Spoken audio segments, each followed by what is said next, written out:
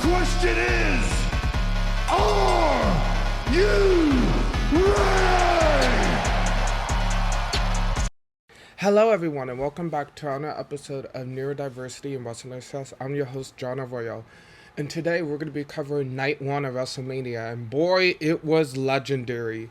From people turning on each other, to straight up like brawls, to epic spots and moments that would go down in history forever. So let's talk about it. Let's get right into it. We started off Mania strong with Jey Uso versus Gunther for the World Heavyweight Championship.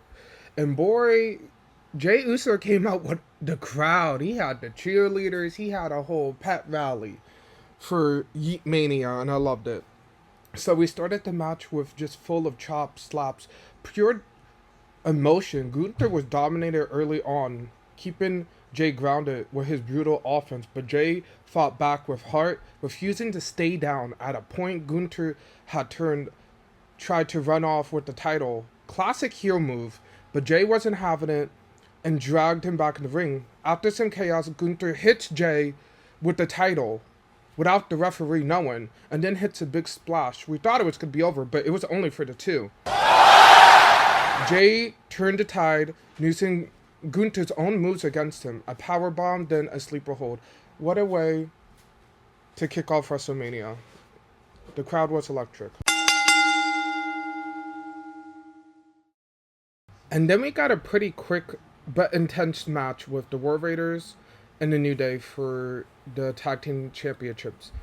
The War Raiders started out strong, using their size and teamwork to flatten the New Day, but Xavier and Kofi turned the grounds with some high-flying moves and brutal attacks onto Eric's necks. When Eric was about to get back in control, Xavier blocks Ivor from the top rope. Things just got wild. Everyone was flying, everyone was down. At the end of the day, the New Day pulled off a sick tag team combo to win. It was really fast, and I was surprised. It was a good match. I just wish we had more time to cook. Hopefully the storyline develops, so let's wait to see what happens. Then we got Jade Cargill versus Naomi. This match was iconic. From Jade coming out, giving full Storm from X-Men vibes, and Naomi, new entrance, was just amazing.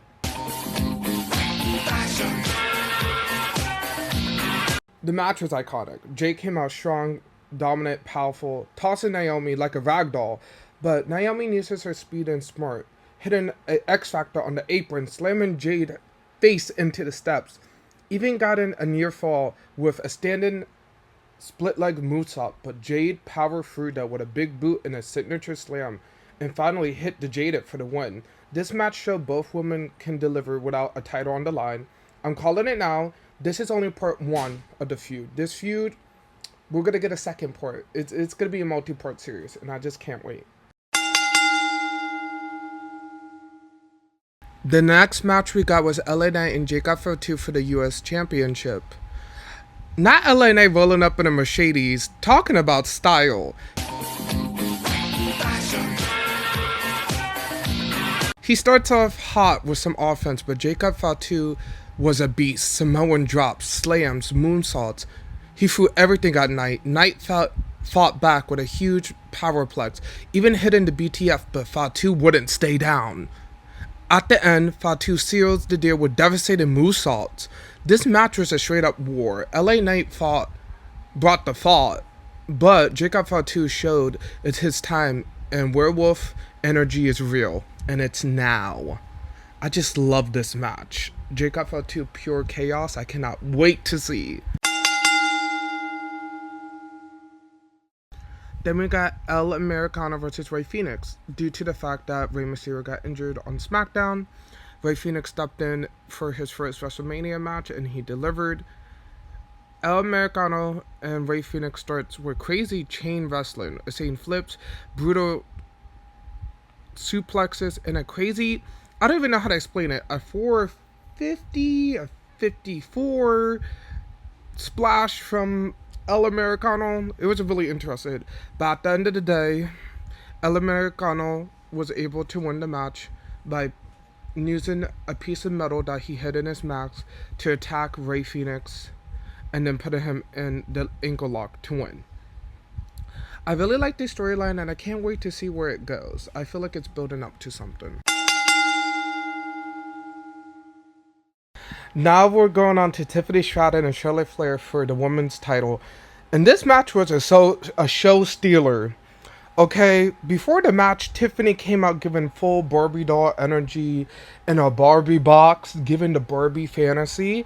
And Charlotte Flair rose in with her signature Flair royalty, rolling in with a Rolls Royce, giving Queen, giving CEO, giving that she mean business energy, just pure, beautiful entrances of pure fashion.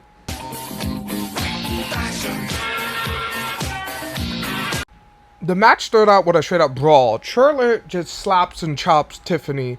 Tiffany answers with flips and counters, but we got powerbomb, submission, high-flying moonsaults, even a top rope natural selection from Charlotte Flair.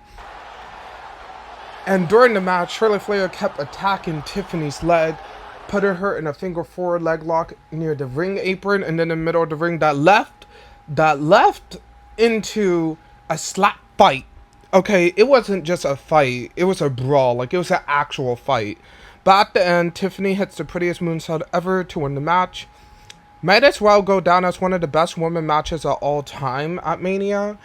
I felt like this match really showcased Tiffany as a star, and as well as Charlotte Flair as still being the reigning, defending queen of WrestleMania. And this match was a straight up masterpiece. Then we got the most cinematic, most beautiful, most storytelling match in WrestleMania history. Seth Rollins versus Roman Reigns versus CM Punk. 12 years in a making. I'm going to just say it. It was just cinematography. Seth Rollins come out with the flamethrower. Then Roman Reigns come out with his Bloodline legacy all over the ring. And then we had CM Punk with a Rockstar style entrance and Paul Heyman on his side. It was legendary. We started static with Seth and Roman brawling and CM Punk just leaving the ring because he's like, well, I have Heyman on my side. I don't need to deal with none of you. And you know, Roman cleans house and then Punk comes back in. And Punk takes out Roman, and Seth and Punk go to the crowd, and trash cans were involved. A suplex on the trash can. The crowd, it was crazy. And then Roman jumps to the crowd to take out Seth and Punk, throws them back in the ring, and literally tells Heyman, this is what you wanted. This is what you called for. And then more during the match, we got multiple spears, stomps, go to sleeps. And then Seth tries to team up with Roman. Roman psychs Seth and plays for it, but then slaps him and then puts both of the men through the table. And then all the men are out because Punk locks in a submission to Roman. And then Seth frog splashes. And then later, Roman hits the spear, and you could just see from Heyman's face on the outside, he did not know where he was going. Heyman gives Punk a chair, and we're thinking, okay, he betrayed Roman. Roman Reigns was shot. But no, Heyman low blows Punk,